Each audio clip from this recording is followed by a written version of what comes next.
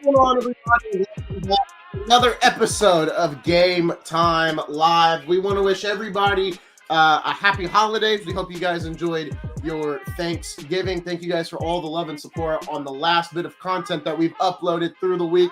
It's me and Daryl once again with another episode of Game Time Live. And of course, you know what it means. It's Sunday, so we've got another interview for you guys today. And we've got a big name in the house today. We've got head coach Scott Moore of the Grace College Lancers in the building today.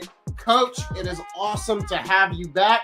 You were here for the very start of this podcast, which now we've changed the name to Network, but it's great to have you on once again. Yeah, good to be back, fellas. Hey, yeah, big name. This big name just got done shoveling the driveway and putting away the dishes, so my wife doesn't care. No, you're all It good. don't matter how many games the Lancers win. It's irrelevant. Get your crap done, right? Yeah, for sure. Do your job. Do your job, man. Do your job. That's right. Coach, before we get into it, I want to give a big shout out to our sponsor, Matt Gaddis at State Farm. Once again, big thank you to Matt Gaddis from State Farm for supporting the Game Time Network. But Coach, let's get it started. Obviously, this has been a very great start to the season for you guys. I guess now we're getting towards the middle of the season, maybe even a little conference play here soon.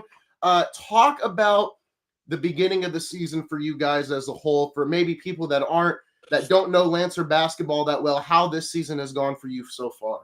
Yeah, it was good. You know, we had a lot of turnover where it was a unique situation. We don't do a lot of transfers. So we've done 2 transfers in my 7 years that we brought in. And, since we've been here, we, out of maybe 1 or 2 just special situations, we haven't had anyone leave the program either. So it's kind of a unique situation in today's world where, we get kids and we keep kids, and that's kind of your team. So with that, you see them grow as freshmen all the way through, past their senior year. And, we had a lot of good players last year. We graduated 7 guys.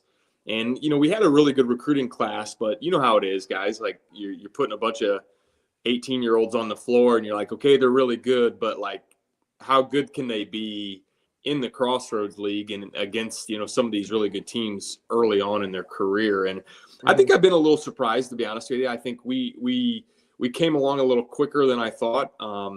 Offensively, we've had some really good teams. Man, this might be the best offensive group we've ever had. We're so deep. We've got 10 guys that really know how to shoot, pass, and dribble. And they're super unselfish. I think that's the biggest thing, where they've really bought in early on, which is hard to do when you're coming from, like, every one of these kids was the best player from their team, right? Yeah. And a lot of these teams they're Indiana All-Stars, they're all region, they're all conference.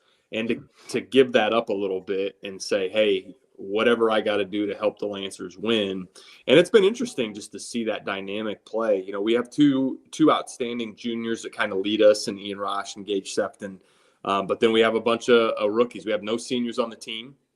And it's I'm not gonna lie, it's been a little surprising as a coach just to see just how quickly they've come along. But we're in a good spot. I mean, we're sitting at 2-0 in conference, and we come back after Thanksgiving here and have 2 tough ones against Huntington, and then go on the road to Spring Arbor, who both are really talented. So yeah, we'll see, man. It's the rankings don't mean a whole lot in November and December. I hopefully we're sitting here at the same thing, having the same conversation at the end of February.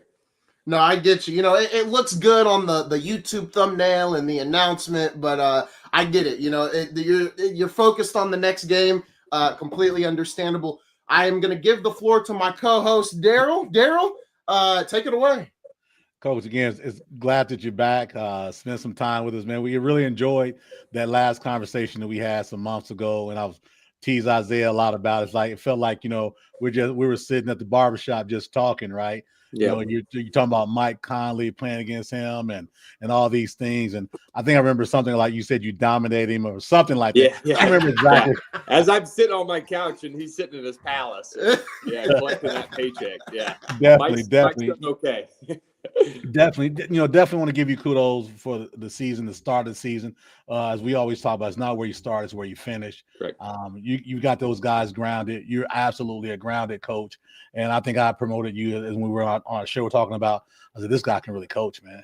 So people need to start paying attention a little bit further north up there, a little bit, for that all eyes can be on Grace College, and keep this thing going for sure. Oh, thanks, Daryl. But I wanted to hit on. I was doing my back study research. I didn't realize on the 31st of December we got Grace College night with the Indiana Pacers. Yeah, I want to give you an opportunity to speak about that, being a Pacer fan, Pacer guy, yeah, a little bit, and I want to give you an opportunity to speak about that and spread the word. And Isaiah, if we could get the QR code and anything up for people, that'd be great as well too.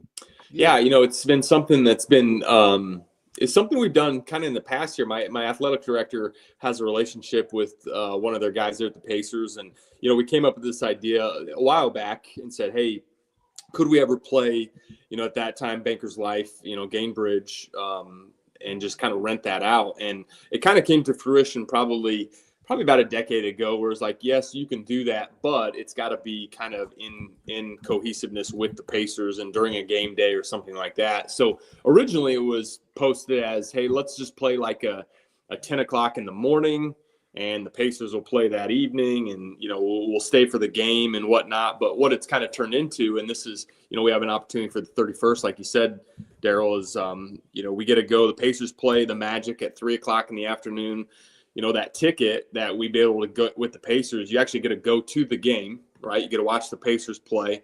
And then it's really cool. They clear out the arena, and, they put about 30 minutes on the clock, and, we're warming up already as soon as the game ends. And then everybody who has that ticket gets to come down on the floor and literally sit courtside and be able to watch us play right after that, about 6 o'clock. And it's, we did it a couple years ago as well. And it's just a cool opportunity for our kids just to play. Some of them had that opportunity to play in the state finals, so you get to play there, obviously, at Gainbridge, but some of them haven't, and just to play in that arena and be able to sit there is really, really cool. It's such a neat thing. So yeah, there's that QR. I think the biggest thing is we have seats that are kind of saved for our section. So if you want to get the best deal and everything, just because of the group ticketing, you can use that QR code. It's by tomorrow night where they kind of save all those tickets. You can still get tickets afterwards up until the game, but then it has to go directly through our sports at Grace to be able to get those. So really cool opportunity. We didn't even mention it. That's the first game we play when we get back from Hawaii. We're actually taking the boys for a 10-day trip to Hawaii over Christmas. So we're leaving on the 13th. We get back the 23rd, have a little Christmas break, and then we get down to Indianapolis to be able to tip that. So the Lancers are going to be spoiled here in the month of December, man. Man, Hawaii. Then you come back to frozen Indianapolis, but you get to play and as Mark Boyle would say, the greatest NBA arena in the country. Cool. You can't complain about that, right? No, it's and what a special season I think for our kids. It's been really neat. We had a chance to fly out to Colorado and obviously play against our boy Elijah out there in an exhibition game at the beginning of the year, and to be able to take this trip, obviously, which is once in a lifetime, to go to Hawaii and play 2 games and be there for 10 days with our families, and then to be able to come back and then be able to play match up with the Pacers. Like these. We talk about all the time, like, look, we understand we're NAI, but we try to make this as big time as possible. And you take a look at some of the stuff that we're doing and some of the stuff these kids get to experience. It's like, holy smokes, like we're doing exactly what Michigan State's doing, right? We're doing exactly what Indiana's doing, just not at that sort of scale. So that's what we want, man. We want to give as much experience as we can, and you want this to be something that they never forget, because you guys already know this. Like, the games come and go, and you forget about the actual games you play, but you don't forget about the experience with your brothers. And these are just some of those things that are just experiences that hopefully we'll never forget. Great point on all facets. Getting to Hawaii, spending some time there, then having those guys enjoy hopefully a couple of wins. Get to see some landscape in Hawaii, very beautiful, and then come back home. What was the genesis? I know you talked about it in the beginning of trying to do something like with the Pacers beyond just this. Is this going to be an annual situation, or is this something that's a one-stop shop and we better get on while we can? No, I mean, we try. I mean, the hardest part is the NBA schedule doesn't come out till July, right? And so being matched up, our window is small, and we essentially what we do is we say, okay, from December 27th, let's say, to January 1st, we've got 4 or 5 days there where we're kind of hoping, the Pacers are playing at home. And so what I do is I just get on the phone, and I already did it for next year. Honestly, I got on the phone with the coach and said, hey, let's do this. If the Pacers play and we're able to work it out, then we're going to play down in Indy. If not, then it's going to be a home game for whoever, us decides ahead of time. So we haven't had it miss out yet. We've been lucky enough, that it's been able to match. So we're going to keep trying it, man. It's as long as they'll let us come, we're going to keep coming and let those boys experience. Because I'm telling you, man, it's when you walk down in the fourth quarter and you go in those locker rooms and you see like, hey, man, these shower heads are like 12 feet high. I'm serious. Like, these kids don't understand. I walked in and I was like, the first thing I noticed is like, look how high these shower heads are, man. These are for like 7-footers.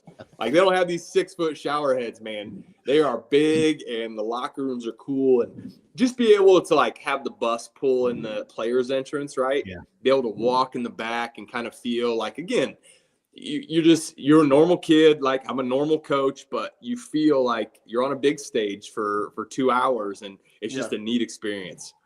Yeah, that's a good deal. You talk about experience, right? We chronicled your story, a couple of months ago, and it just come to fruition, right? So as this year has started, and you've seen some successes, what are some of the, lack of a better term, rat poisons that this Coach Moore may have to deal with as the season goes on, with regard to a lot of success, you now there's a bullseye on your back. Talk a little bit about some of those challenges that you've got as a coach and as a leader as well too. Well, I think one thing is we just don't. I've never been one to hide from it. Like, I think some coaches try to, like, let's not talk about it. And we do talk about it. Like, I'll give you a quote, and this is going to sound weird, but I think you can understand where I'm coming from. I've never had any interest in being an underdog, like, ever. Right. Never wanted to be an underdog. Never wanted it, like, but in a unique way, I've always wanted to be the best team in the country that everybody cheers for. Okay. And that's so uncommon, right? Yeah. Because typically, like, that's the bad guy. Yeah. Number one team in the nation, like, that's the smug, like, look at us, like, we're unbeatable. And, Isaiah can tell you, like, we go to IU East and, play against a really good IU East team. And I know Coach Hester, really well. And, we played really well. And I want people who are sitting there watching our boys play, like, to leave there. And, I had an IU East fan come up to us afterwards and say, like, that's the best brand of basketball I think I've ever seen. And he was an old guy, and, I'm sure he's watched a lot of hoops, but, like, you get on the bus and, like, that's what you want to hear, right? You want to hear that your boys played the right way. They played hard, but also, like, I've done this long enough. I'm not afraid to lose. Like, I think that's one thing where if you beat us, you beat us. Like, but you're going to have to beat us. Like, we're not going to beat ourselves. We're really difficult to beat. But you're going to have to come and just really take our legs out.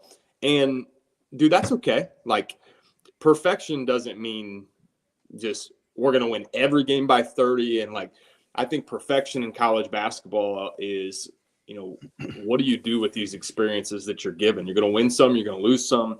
We're going to keep growing. And, again, at the end of the day, when February comes around, we just want to be playing as good a basketball as we possibly can. I think the one, rat poison you talk about, I think the one thing that we'll need to address at some point just will be the youth that we have in situations. So, okay, our average margin of victory right now is like 27, right? We played 8 games and we're winning games by 25, 30 points. It ain't going to happen, right? Like, we're going to be in a situation like, okay, now you're down 2 with a minute to go. You got to get a stop, and you got 3 freshmen on the floor at the same time. can you guys swallow that and be able to grow up and have that experience? That's just something, Daryl, they haven't been in yet. Yeah. And that takes some experience. Like my team last year, I can tell you this, anytime we had an opportunity where the game was close and it was the end of the game, they did not think they were going to win. They knew they were going to win. Like there was this almost like this ego where it's like, they've just been in this so many times and they've won so many times. It's like this false sense of just confidence where like, we have no chance. Like we're not losing. Wow. And so I think that will come up at some point where, okay, backs are against the wall, you lose a game, maybe you lose 2, you lose a back-to-back, playing in the crossroads. It's really tough. Like, okay, you're a rookie. You've only played 11 games in your career. How do you respond to this? So, but we're going to talk about it, man. Like, you know, we talk about number 1 team in the country. Fellas, nobody cares. Like, except like the Grace people, and hopefully they're not watching this. I'm sure they will be, but like the people outside the bubble or the fans, the Facebook fans, like they think it's the coolest thing in the world. And I just tell the boys, like, look, you want to be the number 1 team in the nation, but also like people are still coming after us. So it just doesn't matter. We keep it inside the circle. We go about our day-to-day the same ways if we were number 1 or if we were number 227. It makes no difference. And I think that's been helpful for us just to keep the real thing, like just keep it the same, man. Don't change. Just go about our business. And Daryl, well, real quick, I'm gonna get this one. All right, go ahead. So with that said, you kind of rolled into my next kind of comment / question.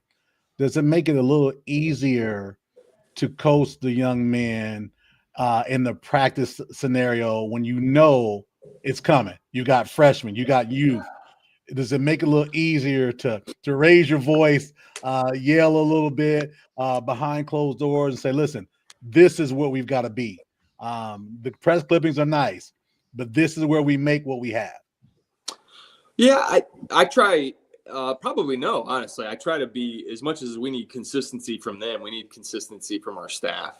And again, I'm going to be the same coach, whether we won 5 in a row or we lost 5 in a row. Like, that may change, like, hey, I need to fix some things or we need to do this. But, like, again, I'm not going to change how I coach based on a result. I give an example.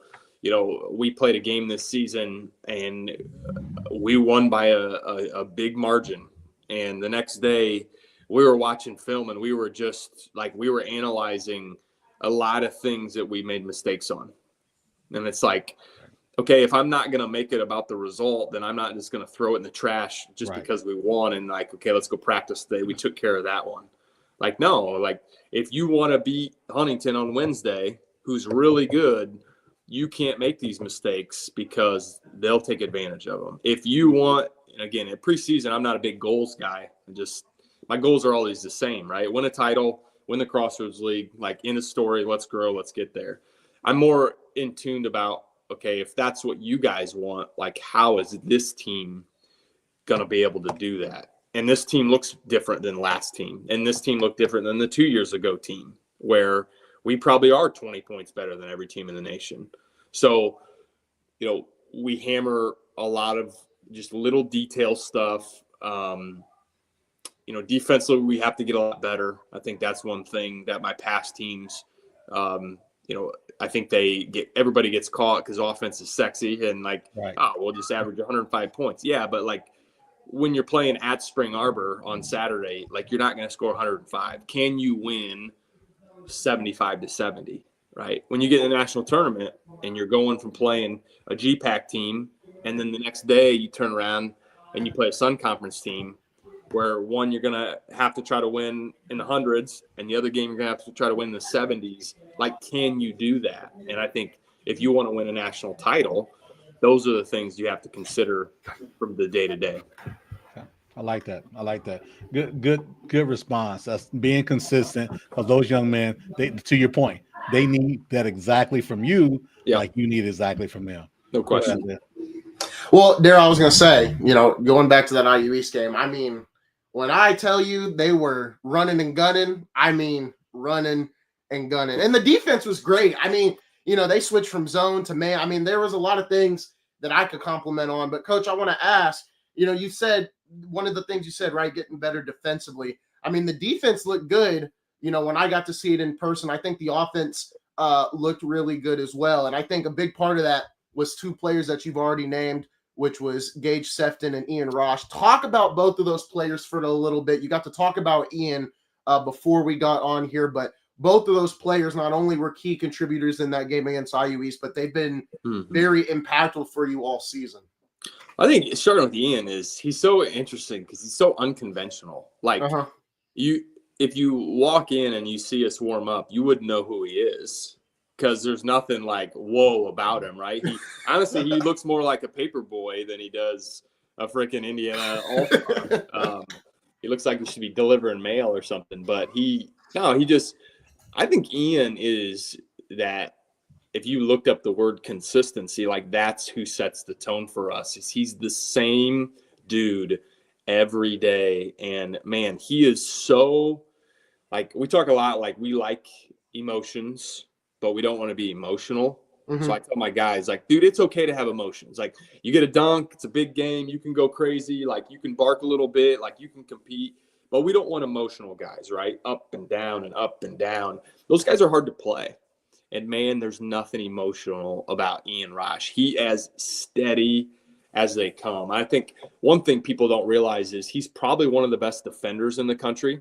Like, you're going to see his stats, and it's going to be like, oh, man, like he's super efficient, right? He's a wing. He averages, 18 and a half. He's shooting 64% from the field or something like that. He's knocking down threes now. Like, he's going to grab 8 rebounds a game. And he's only playing 24 minutes a game right now, which is kind of our style.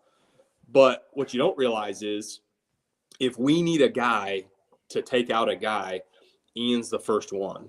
And a lot of teams are always like, hey, you got to be careful because you don't want your offensive guy to get so burned out guarding people, right? Yeah. And it's like, look, I'm not worried about it. Like, we got enough guys that can score. Ian can still get 12.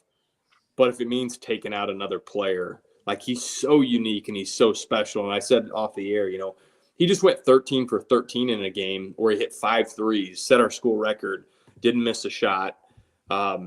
He had 8 rebounds and he played 23 minutes.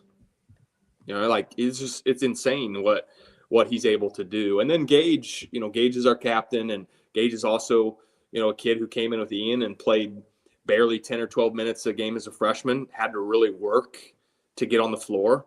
And then to see him develop now, he's had multiple 20-point games. He's big, he's physical. He can guard multiple positions, but I think it starts with those two, and you see their leadership, and just from there, everybody else just kind of follows suit. There's Ian right there, and he's just so talented, man. He's got a way about him where he gets to the free throw line. He's just so good with his see there, and he's got this too, man. Like he's got that ability just to make big plays happen. And that was against Taylor, where, man, and Taylor's Taylor's really good. Taylor came to IU East last year, and we went to overtime with him. So Taylor's no joke, Yeah, he has this ability just to, again, get to his spot. Here's one thing and he's humble. Like we just told him he broke the school record, and he's like, yeah, cool. Sometimes you got to be more pumped up for him than he is. But I think where we've grown as coaches too, where, and we've got a lot of guys like this, so I'm not giving anything away, but I think sometimes you can overcoach and you can design. Like, look, we got 15 million plays. My assistants are incredible with offensive design, but there'll be times where I'm just like, look, guys, like all of that other stuff, throw it in the window, get it to Ian, get it here, and then let him go be a basketball player. Like, trust me, we'll look like geniuses. And they've done that. And it's like, I think you have to do that where you have to put some trust in your players where, hey, he's so good. Put him in a spot where he can be successful, get out of the way. And he's been able to do that for a year and a half now. So a lot of good things coming from him and Gage. And obviously we've got some freshmen here that are pretty spectacular. That'll be fun to grow and watch them over the course of 3 or 4 years. Coach, to that point, a couple of months ago, we talked about recruiting, NIL, continuing to recruit your own players. With the success, you know what comes with that. Yep. You know, people are talking to players, etc. Talk a little bit about how you're recruiting, continue to not recruit just your guys, but still getting out on the road. Yep. And looking for that next group of 3, 4, 5 kids that are going to fit the Coach Scott Moore way. I want to hear about that a little bit. Yeah. Well, first off, it goes right back to what we just talked about. Like, Daryl, we run right towards it. And so, like, I've already sat Ian down and said, hey, I have the same conversation I had with you that I did with Ian Scott and Elijah Malone. If you want to go and someone's going to give you $100,000 and that's what you want to do, you have my blessing, man. I'll help you. And you know what he said? He's getting married this off season, so he'll be married going to senior year. He's like, nah, coach, I'm good. I'd rather just finish at Grace. I'm like, okay. And with that, like, again, we don't, and I don't mind saying this, like, I know sometimes it's a secret to, you know, what the NAI is doing and stuff. Like, if we had money, I'd love to have NIL and be able to give stuff. You know, we're able to get some fundraising and stuff to take scholarships. What I'm really trying to do, guys, is I'm trying to raise enough money where I can award my own guys, right? So, again, I can't give Ian Roch $100,000. Like, I don't even have a penny of that, right? But, like, if someone came to me and said, hey, we love Ian, we know he's getting married, here's $2,000, right, to help Grace basketball, I'd give it to Ian. Like, here you go. Here's your honeymoon. Here's $2,000, right? But I think that's what you do is you approach each one of your players. Like, look, I've got 5 freshmen right now that, man, in a year and a half, they all might be getting phone calls. But we talk about it, like, hey, if you ever get a phone call, tell me first, right?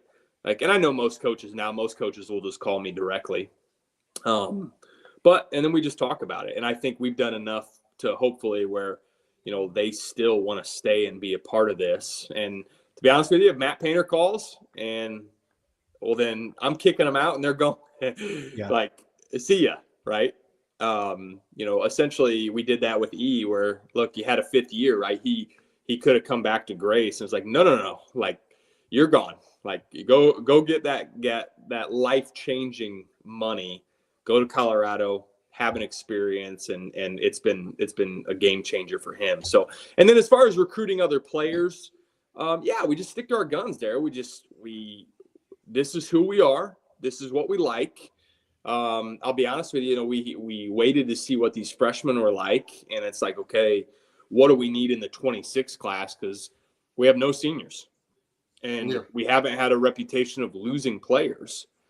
So how many freshmen can you really bring in? How many transfers can you bring in to a team that is currently number 1 in the country, right? And so, like, something's going on, right? Like, I tell my assistants, like, we're the only ones that can mess this up. You bring in the wrong kid in that locker room, and you lose what you built in a matter of minutes. Yeah. So we heavily invest our current players in the recruiting process. You know, we may only bring in 1, 2 guys max. They're probably going to be freshmen. You know, I never want to say never with transfers because there's definitely some kids that we've had relationships that have gone somewhere else for college out of high school.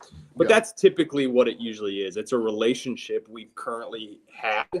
It's very rarely a kid who's going to come back and come to Grace who we haven't had any contact with prior. Like, it's not our style. It doesn't fit well. We're such a tight-knit group that to just bring in a kid off the street that's a really good player to join our team, it just doesn't mesh well typically.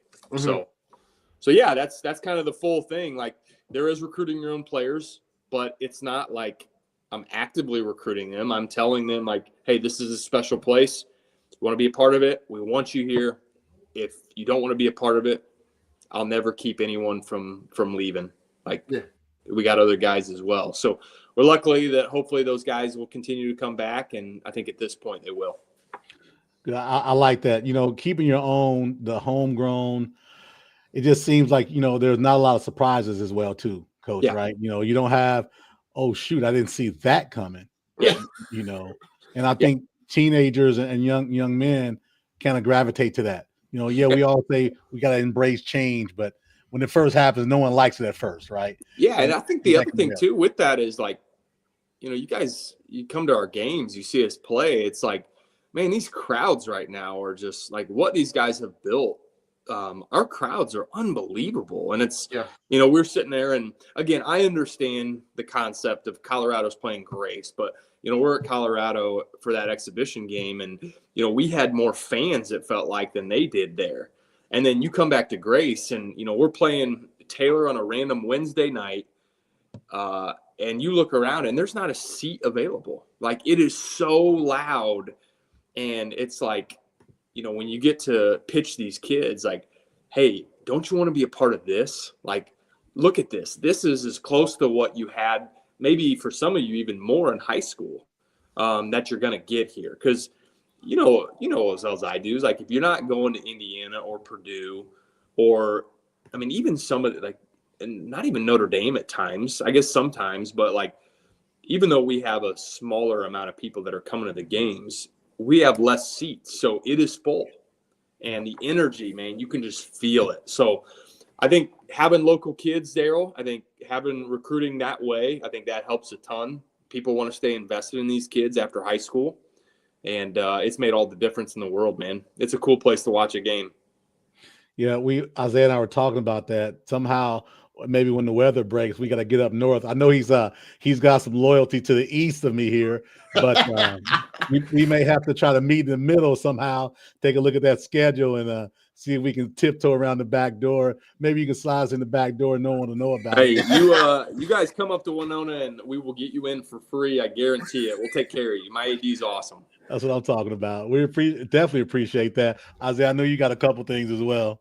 Yeah, I wanted to ask, our good friend and your good friend as well, Billy D, Cascade Hoop Talk. He's come up there for a couple games. He was there for the tournament with you, Huntington, and I forgot the Morningside Briarcliff. Yeah, the GPAC. Yeah, talk about that event for a little bit, right? I know that's gone on for a little bit, and for you, is that a good testing point for your team when you get to that tournament? Because I know that's some good competition in Briarcliff and Morningside. Yeah, I mean, it was Billy's idea like 4 or 5 years ago, and we started. I don't know if you realize, we started in Oregon, where we had this idea with, okay, let's get a couple of big time Crossroads, let's get a couple Cascade teams, and the way the NAI works now, these being able to grow across the country is a big deal to start playing these conference matchups, because that just wasn't the norm the last decade. You just play your region, right?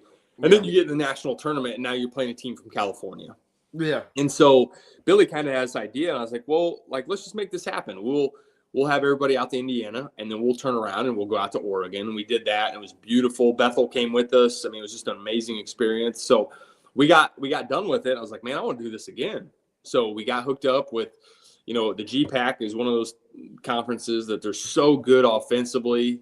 And look, we're like Briarcliff and Morningside national teams, like powerhouse teams. Let's get them. So we came to Grace and Huntington this year. We ended up playing at Grace Friday and at Huntington Saturday, which was kind of cool. And then we're going to go out, and Morningside and Briarcliff are 10 minutes away from each other. So next year we're going out. We're going to play at one place on Friday, next place on Saturday. And I've already got on the phones just yesterday to start, okay, after this next year, who do we want to do this with? And so we're talking to a few teams down in the Sun and some of these other teams where it's like, man, if I'm going to go travel, might as well go to Florida or something. There you go. I'm sure Billy D would like that too. Those non-conference, like, heavy hitters early, one, it really gives you a sense of kind of where you're at right at the beginning of the year. Yeah. Right? And two, the other thing I'm hoping it does, as I kind of help with some of this rating stuff for the NAI, I really want teams to feel like they can go out and play really good basketball teams early on and not feel like they're going to get killed.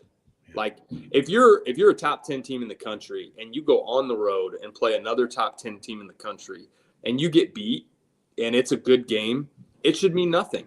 It should absolutely do nothing to hurt you. Maybe you drop a ranking or two ultimately, but it should not hurt you whatsoever. And if the team wins, it should only bring you confidence and help you even go that much further. So we're trying to get this where we want to see more of these big time matchups early in the season in non-conference.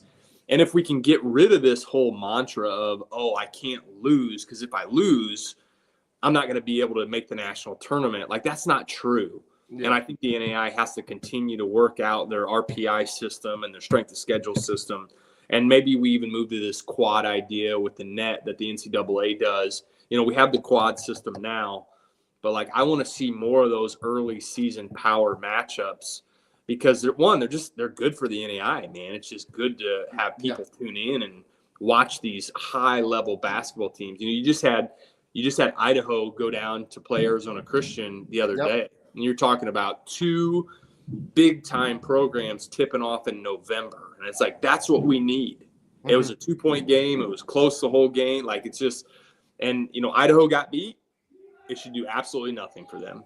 They're a really good team. They traveled down to Phoenix. They lost to the number 2 team in the country by 2 in overtime. It's like, good for Idaho. Good for you for doing that. Like, I'm not going to hurt you at all for making that trip, right? So, yeah, that's just what the idea came about, guys, and hopefully we can continue on next in 2 years after our GPAC one gets done.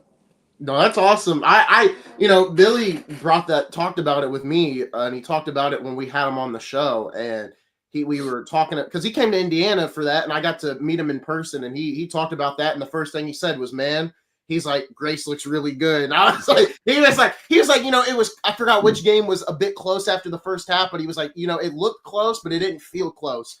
Well, we got down 15-0 to start the Morningside game, just so you really? know. Yeah. I didn't know that. Okay. Yeah, I had no clue. I about walked out and said, no, I'm good. I'm going to take the rest of the day off. And somehow we ended up winning by 15. But, yeah, that was that one. I think we missed the starting time or something like that. I think we were 20 minutes late. But, yeah, they're awesome, man. Billy's amazing, and he does such a good job of just promoting the NAI. And it means a lot for us, honestly. No, yeah, and he you know, he helped me get in contact with you. He's helped me get in contact with a couple of other NAIA coaches. And you break up a good point with the tournament and everything else. I think, and maybe I'm wrong, is a lot of the precedent and the idea of, you know, if you don't win your conference championship, you know, you may not get into the tournament when you look at some of these teams, because getting in is not hard it's hard to do. So a lot of these teams, obviously, if you win your conference title, it gets you in. But also, I think you bring up a good point. If you play a bunch of tough teams and you go, you know, 5 of 7, you win 5, lose 2, and your record's 26-5, you more than likely should get in. Well, we're doing a good job. I think the NAI is doing a really good job of figuring that out. We have this ARC system now where we rank teams in our pods, and essentially the national raters, the people who are picking the national tournament teams, go off of those, you know, pod rankings. So it gives you a good example, like, you know, from the Crossroads, I think the last couple of years we've had 5 and 6 teams make it. 6 out of 10 teams are going. So it's like very Big Ten-ish, right? Mm-hmm. Where it's like, look, you know, it's hard to win a conference championship, right? But also, like, you know, Bethel's over here sitting at 22-6. And, you know, they finished 3rd in the league or something. It's like, well, that's a national, not only is that a national tournament team, like, that's a high seeded national tournament team. So we are trying to do that, where play good teams. You still have to win, but you don't have to win every single game. You know, winning your conference, honestly, if it were up to me, I'd make it like the NCAA. I think we should just do one tournament bid. I'd like to see just each conference get a tournament winner goes, and then open up for that at large and just pick a little bit more at large teams. I think you'd get maybe a little bit. It's hard to get the perfect 64, but I think you'd get close, and I think that would make it easier from a metric standpoint, at least. Yeah, no, for sure. I you know, Billy helped me find, you know, more streaming sites to where I can watch these games. So I've gotten to watch you guys. I got to watch Arizona Christian. So I'm getting more in tune with the higher ranked programs that, you know, are out on the West Coast and everything else. So it's been good to get to know some of these other programs. Daryl, you got any questions? Yeah, I do, Coach. We had talked, you know, again, I keep referencing back to our last conversation, but now as you and I'm on the other sideline coaching against you. What do you want me to speak about your team when I'm preparing my team to beat a Coach Moore coach team?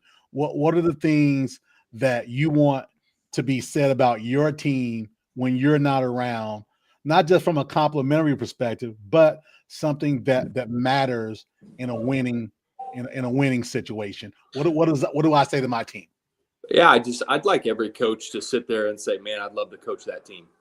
Yeah. Like, I think the ultimate is, man, they play really hard and they just play the right way. Like I said, like, we want to be the number one team in the nation that everybody cheers for. And when you're going through those handshake lines, the last thing I want is a coach just to be like disgusted at how we won, or, you know, that we won. You know, you can be upset that either we won or they won or how you played or whatnot. Like that's coaching, and that's, you know, part of the game. But like when you watch that film and you get that text from a coach, and I've done it too, where, you know, I've texted coaches after we won and after we lost and said, hey man, like, just very impressed with how your kids go about. And you can tell that's a coaching thing. Like, there are things that are allowed. There are things that are not allowed. And you can see those systems that are just those teams that are coached up really, really well, what's allowed and what's not. And just, I think that's the best compliment anyone can give you is like, holy coach, man, I'd love to coach your team. And not just from good players, but like how they play. Because I've said this before, and I don't know, maybe I'll learn this later, but I really don't care. And I really don't think God cares if we win or lose games. Like, I just don't think he cares that I win a basketball game. But I do think he cares how we win and how we lose. I think that matters. And I tell the boys all the time, like, look, we're going to win the right way and we will lose the right way. And no matter what, it's going to look the same, right? That consistency, Daryl, that we talked about is we're not going to be emotional. You beat us. And we'll go back to the locker room and we'll take our licks and we'll be humbled and we'll come back the next day and try to get better. I like that. You know, I got one more. I want to pivot a little bit away from basketball, but staying in the competition realm. Okay. Looking at the Ohio State-Michigan rivalry game yesterday, one of the things that I saw, and you know, I'm a college football fan, college basketball fan. Two differences I saw yesterday in two rivalry games. And my take is this is only my take, haven't even shared it much with Isaiah. The Michigan-Ohio State rivalry game has gone to the point of it's beyond a rivalry. It's a little bit of disrespect. Mm-hmm. You saw a little bit on the field yesterday with the player headbutting the referee, a lot of talking, a lot of trash talking. I get trash talking, right? But there's got to be a level of respect. Mm-hmm. And then the flip side of that is the Alabama-Auburn game. Mm-hmm. This is an in-state rivalry. Give example. Auburn has 47 players from Alabama. Alabama has 45. Now that's an in-state rivalry. But yet I've never seen in my years of watching the Iron Bowl a level of disrespect where flags are planted, players are spitting, and even at the end of the game, they just kind of refuse to shake hands and go about that. My perspective is the rivalry is about the competition piece. I think it crosses the line when it goes negative.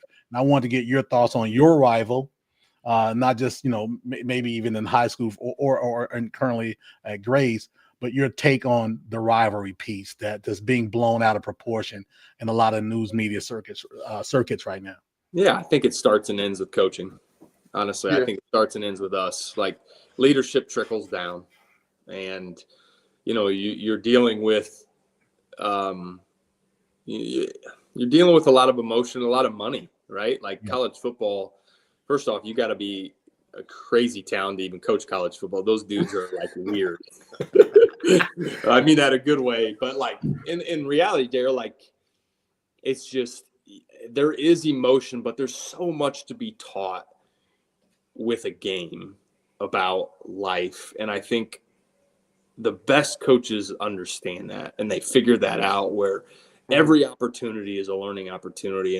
And you always have to remember, I get caught up doing this myself too, because when you're around, you know, young kids for a while, like your brain doesn't think like a 40-year-old. Sometimes you think like a 20-year-old and you're like, okay, wait a minute. But like they're kids, you forget they are like, they're children, right? They're just children in grown men bodies. And I think it is so important for us as leaders to consistently talk about that. And again, that game, both those games, are going to have a level of emotion that is unmatched, right? It is going to be unbelievable. Mm-hmm. And there are going to be some things that are like, okay, that hit's going to be a little late. Like, there's going to be a little bit more talk. There's going to be a little bit of more of emotions running through. But I'd still think, like, planting flags and, you know, being dirty and saying certain things, and like, it starts and ends with the coaching staff. Yeah. And like, look, I've understood this, guys. Let's be honest. We have won a ton of games at Grace. The boys have done an unbelievable job, and it may be, I don't quote me on this, but someone sent me this. I think that Grace basketball since 2020 has won more games in the country than every program except Gonzaga and Houston. Of every level. I think we have the third most wins. And guess what? We've never won a national title since I've been here. Like, it's all like, you want to humble yourself. Congratulations. Look, there's a ring on this finger. Hey, congrats on the wins, but you need to win the big one, right? Yeah. So again, like, and maybe I'm not made out for that, Daryl. Maybe just my coaching style and what I believe is different and whatnot. But if you make it about wins and losses, if you make it only about that, man, it's going to let you down and you're going to be miserable. Yeah. You're going to be miserable. If you lose every game, you're miserable. If you win a lot of games like Grace has done and you lose one game, guess what? You're miserable. Like, there's no getting around it. So there just has to be something else than the outcome of a game. And I think that's where I've been proud of just seeing these boys. And football is a different beast, right? You're talking about 100 kids. Yeah. You're coaching 100 kids. I got 15, right? It's easier for me to control 15, but I think that's where your staff comes in. I think that's where the leadership, I think that's where your athletic director, everything is a part of it. And hey, that respect that you talk about, that's thrown out the window sometimes. And I think it's a shame. Yeah. Like, when we play Indiana Wesleyan, when we play Huntington, when we play Bethel, whatever, like, we're going to do whatever we can to beat those dudes. Yeah. And if we do, I'm going to sit there and go, man, that is an awesome program that you just beat. Yeah. Like, they are good, which means you did something right.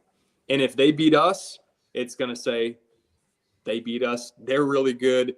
We got to get better, because that's what we're trying to get to, right? Love it. And I think that's the respect level you're talking about, where, it is a shame in some places. And it's not like that everywhere. No. Like, I think let's not throw everybody under the bus here. There's some awesome programs and awesome coaches. But, yeah, it's a shame to see it kind of get out of control a little bit like that.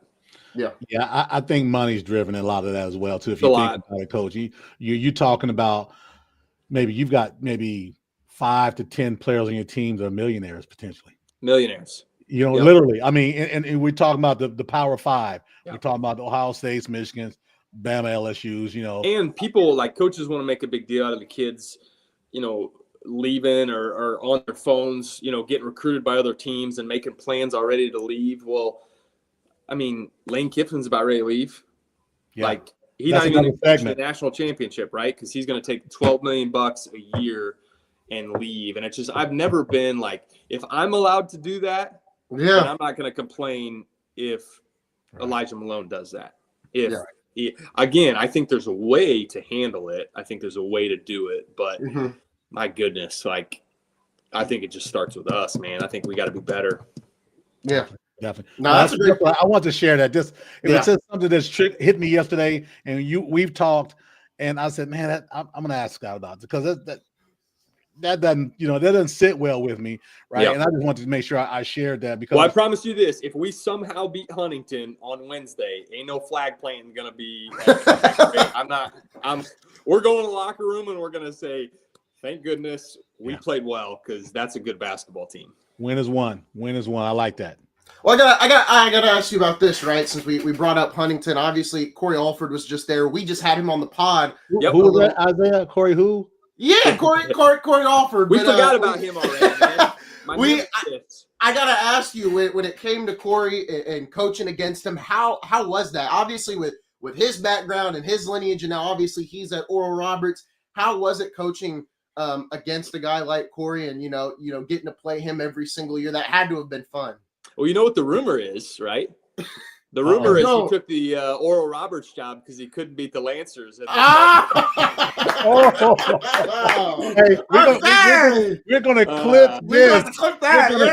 Yeah. Shoot, man, that guy, man, was he good? We had a heck of a time. Just he was such a good X's and O's, and I think what Corey did really well was he had an identity.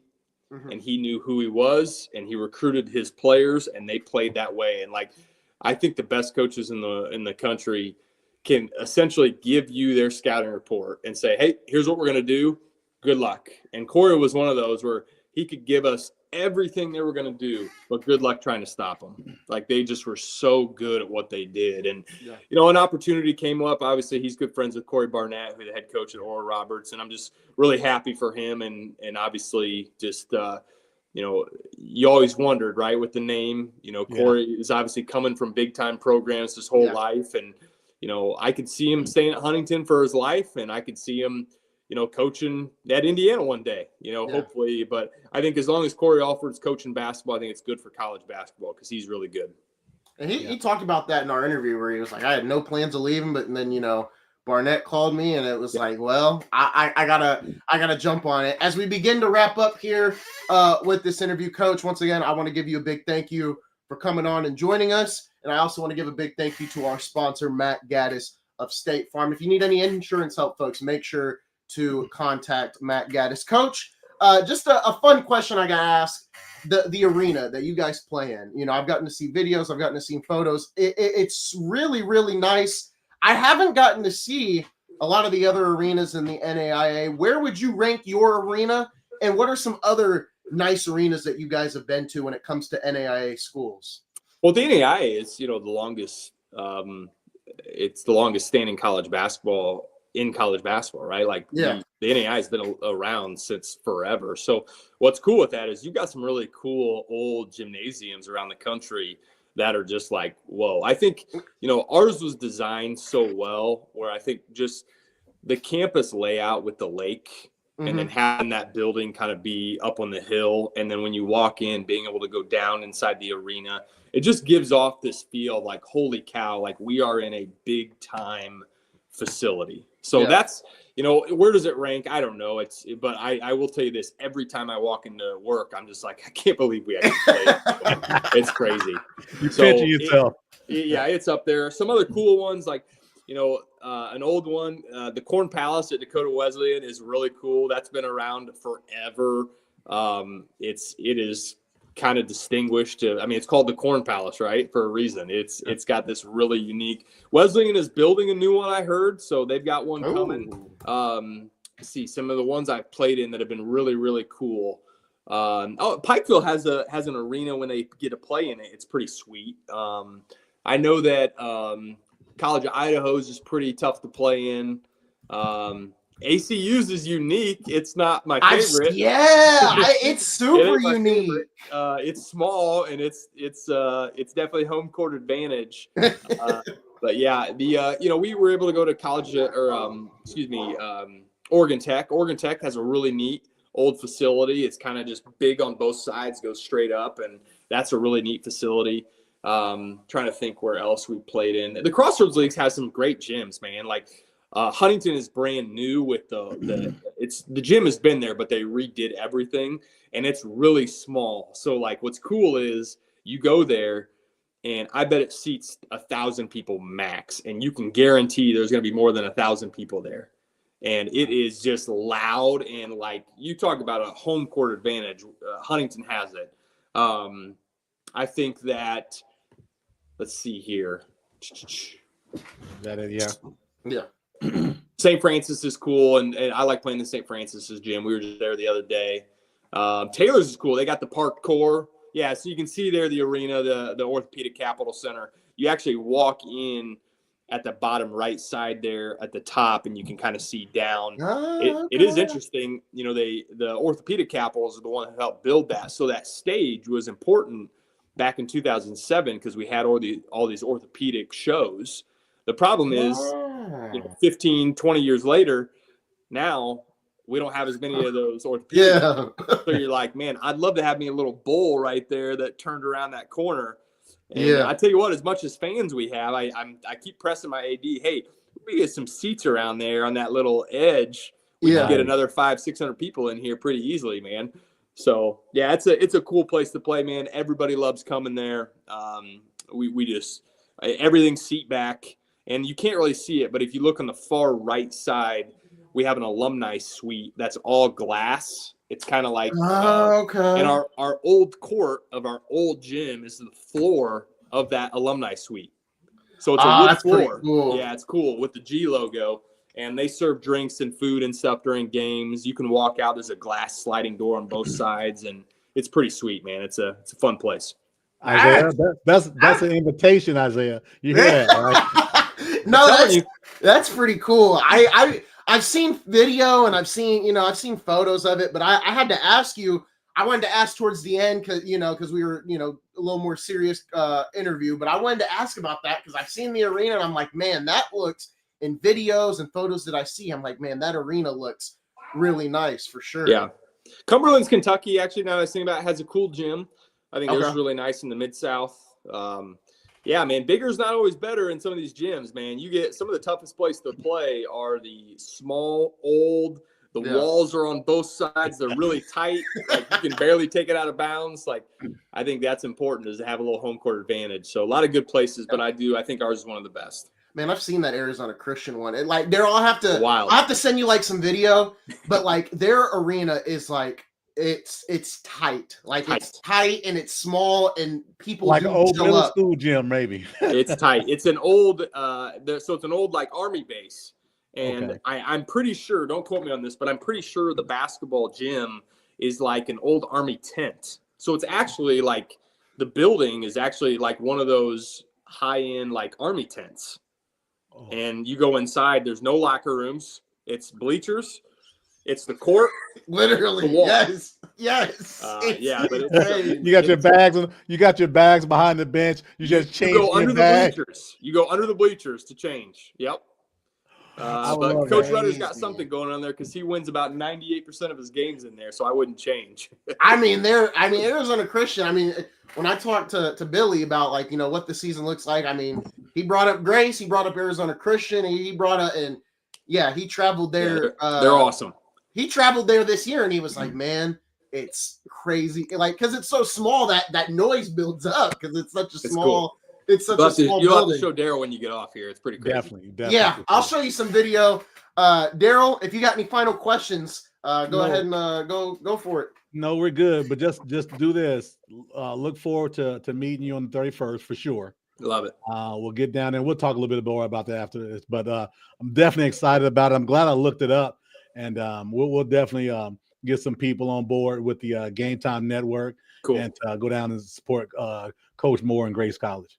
I love it. You guys send me your sizes. I'll bring a couple gear for you. We'll see if we can get Isaiah in a different shade of red. Hey, he may have to do. He may have to be incognito, Coach. I'll text Hester. He'll be completely fine with it. I text Hester. He was wearing shorts today, coaching in at the show. I was like, "What are you on vacation? Oh, what's going on here?" And they won by 20. So I was like, "You better be staying in shorts." I'll talk to. He's a cool cat for sure. Yeah, he is a cool cat, man. We've been doing a weekly interview series with Hester, so it's been fun to do with him. And yeah, they just got done with the show. I didn't know he coached in shorts though. I'll have to ask him about that. Today. He's like, hey, win or lose, I'm gonna be comfortable, and he was comfortable because they played well. About that one, have you guys ever gone to the show? No, it's a Thanksgiving thing where my college coach never played on this weekend, and I've kind of kept it the same. Where I'm like, you know what, this is a good time for me to let the boys just kind of be at home and take a deep breath, and it gives me a chance to take a deep breath, honestly. So we probably won't ever do it. Well, you get to go to Hawaii for Christmas. So We you got to know go to what? Hawaii. Trust me, Must we're be not must be slumming. brutal. Yeah, it'll be tough. Is the family gonna go too? I As assume. part of my family's going. My parents are going. My sister's going. My sister, actually, it's her last state she's ever been to. Oh, You okay. This will be number 50, so I'm excited. Wow, That's a winner. That's That's a pretty winner. cool. All right, Well- boys, be good, man. Thanks so much for doing this. I appreciate both of you, and look forward to connecting soon. No, Definitely, Coach, We appreciate you. it has been awesome. But that is going to do it, folks, for this episode of Game Time Live. We will see you guys tomorrow for an NFL recap. So that's going to do it for us, folks. We'll see you for another episode of Game Time Live tomorrow on Monday.